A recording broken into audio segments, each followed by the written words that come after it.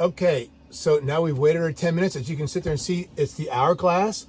What this means is it's starting its own shutdown process. It's run for 10 minutes. And this hourglass means it's slowly making sure it's purging the system of any old diesel, etc., and shutting itself down. Now, okay, if you can bring it down to here, I want to show you this heat. So remember, we started at 86, 85 degrees, I think it was.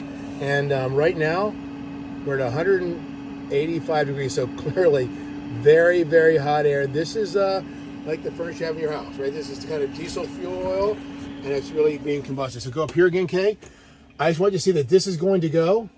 And you'll see this hourglass for a couple of minutes. We're not going to bore you, but the bottom line is it's going to eventually, the hourglass will go off, which also means the heater will go off. Okay, if you can point down here, I want to show one more thing. So when we have the bed out, of course, this heater is under the bed. And one of the things you absolutely want to make sure of is not many times people have things packed under here. We do too. But you want to make sure that this area is open. So from the heater here through the floor, so that you make sure that heat can get out to the rest of the RV. My experience has been with the bed fully deployed for 10 minutes. It's pretty amazing how warm the rest of the RV will get as well. So here we're still at. Of course, we had timed out. I set my screen for 90 seconds. So all we're doing now is just waiting for this to turn into nothing, into the old snowflake, which means it's off. Again, the use case is you're boondocking. You are you're cold. You're about to go to sleep. And so you've got your bed out. You turn this on for 10 minutes or 20 minutes or 30 minutes, however long you want it to run. Make sure that this red line is up to 9 or 10 or 8, so you get really hot, good, strong flow of air. The fan works hard. And then you run it, in my case, I rerun it for 10 minutes to warm up the vehicle, the bed area, but frankly. And then we will go to bed. It'll be a little warm, frankly, after 10 minutes. But then after we're finished, we'll end up going to bed. And at 2 or 3 in the morning, we'll wake up and go, hey, I'm a little cold. All you have to do is reach up, tap the screen.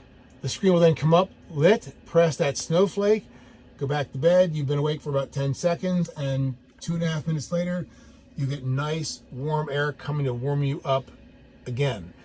And of course, this will go through the entire cycle. You can also leave it at 1, 2, or 3 and let it go all night, I guess, if you want to do that. That's right. So what Kay is saying is if you choose, you can set it at 1, 2, or 3. On the previous screen, hit unlimited and then let it run all night. This thing uses such little diesel, frankly. You could probably do that and not burn through a lot. I don't have the manual in front of me, but I think the number was it uses about 1/3 of a liter per hour on continuous use. A liter is about a quart. 1/3 of a liter is a little more than a cup. Right? There's 4 cups in a quart. And so you'd probably use less than a pint, more than a cup of fuel per hour if you wanted to let it run unlimited. Our experience is we tried that up front and it got so stinking hot in here we ended up opening up windows to cool it down. It's a really great heater. And we've used this down to about 28 degrees. I actually called the firm, Autoterm, and asked about running it 24/7, overnight. And what the gentleman told me was that fan is so easy. Oh, good. Now it's going through its process and it's going back to the snowflake. Now it's just ready to go.